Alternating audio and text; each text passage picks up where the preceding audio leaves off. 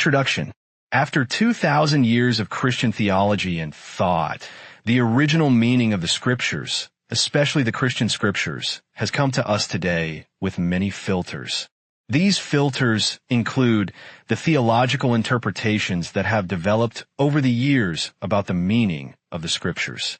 Unfortunately, Christianity divorced itself from its mother religion, Judaism, by the end of the 1st century CE.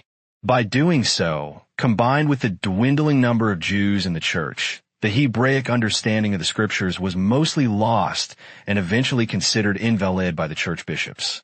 In his epistle to the Magnesians, Ignatius of Antioch, died in 107 CE, wrote, "To profess Jesus Christ while continuing to follow Jewish customs is an absurdity. The Christian faith does not look to Judaism, but Judaism looks to Christianity." In addition to the filters, there is much cultural information not contained in the Scriptures narratives because the people of the Bible knew their culture. A modern example is this. If you were to write in your diary that you went to church on Sunday, there would be much information you would not include. Anyone reading your diary entry would know certain things intuitively. Some of these things would be, 1. You drove your car. 2. The car had gasoline in it. 3. You had a driver's license. And 4. You had paid for car insurance, to list a few items. The same applies when the narratives of the Scriptures are read. When a narrative says that Yeshua's disciples went into a field and picked grain, the narrator does not have to explain how grain was picked and prepared for consumption. Another example would be the marriage story. The original listeners of the Scriptures did not need an explanation of what happened at a Jewish wedding.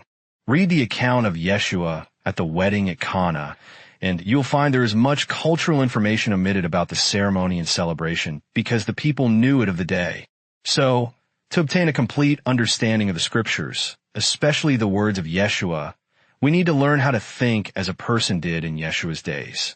This can be done by combining the people's culture and customs with a linguistic approach to the Scriptures. The people listened intently for the linguistic clues that led to a depth of meaning because they did not have books or copies of the Scriptures to read. The Scriptures were passed down through the generations by a mouth-to-ear method. Much has been written about the ancient world's customs and manners. Therefore, current research is sufficient. What makes this dissertation unique is that it combines culture and offers a Hebraic understanding of Scripture from Yeshua's day as the Jewish listener heard it. Dr. Robert Price makes an argument in his article New Testament Narrative as Old Testament Midrash that the New Testament is a retelling of the Old Testament, thus creating Agadah. The New Testament Gospels and the Acts of the Apostles can be shown to be Christian Agadah upon Jewish Scripture, and these narratives can be neither fully understood nor appreciated without tracing them to their underlying sources. The object of the present article. What is the Greek system of learning? J. Parsons expresses an overview of this system of learning in his article Theology and the Greek Mindset. The modern university, for example, was modeled after the ideals of Plato's Academy, in which it was hoped the entire universe would be explained within its halls. Today's seminaries and Bible colleges are part of the modern university system and, therefore, use the learning methodology that Plato and his contemporaries used to view the universe. This system of learning and understanding is a part of our current education system. Therefore, when teachers who are considered experts in their field of study instruct students, it is often frowned upon for them to challenge the teacher or create a debate when the student might disagree with the teacher's interpretation. Besides, the Greek method of learning calls the study of Scripture hermeneutics. Hermeneutics is the science of interpretation, especially of the Scriptures. This Greek approach is very different from the Hebraic method proposed by this study. Socrates and his contemporaries' learning methods make sense when studying, for example, the Iliad by Homer or other Greek philosophic documents.